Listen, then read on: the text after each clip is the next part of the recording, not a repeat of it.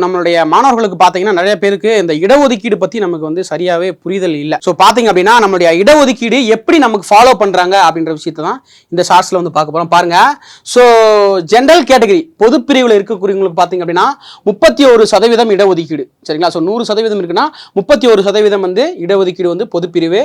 So பிற்படுத்தப்பட்ட வகுப்பினர், சரிங்களா? பிற்படுத்தப்பட்ட வகுப்பினருக்கு 26.5, பிசி பேக்வர்ட் கிளாஸஸ் இருக்காங்களா அவங்களுக்கு, பிசிஎம் பிற்படுத்தப்பட்ட வகுப்பினர் இஸ்லாமியர்களுக்கு அவங்களுக்கு பார்த்தீங்கன்னா 3.5%, சரிங்களா? அதுக்கடுத்து மிகவும் பிற்படுத்தப்பட்ட வகுப்பினர், சரிங்களா, ஓபிசி 20%, சாரி எம்பிசி, சரிங்களா, எம்பிசிக்கு வந்துட்டு 20%, Adi Dravidar SC schedule cost இருக்காங்களே அவங்களுக்கு வந்து 15%, ஆதி திராவிட அழிந்தறிஞர் எஸ்சிஏ, சரிங்களா, அவங்களுக்கு வந்து 3%.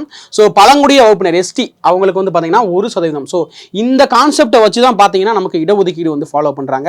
ஸோ இதுல இருந்து தான் பார்த்தீங்க அப்படின்னா நமக்கு எல்லா வகுப்பில் இருக்கக்கூடியவங்களுக்கும் நமக்கு வந்து நம்மளுடைய வேலைகளை வந்து பிரித்து கொடுக்குறாங்க.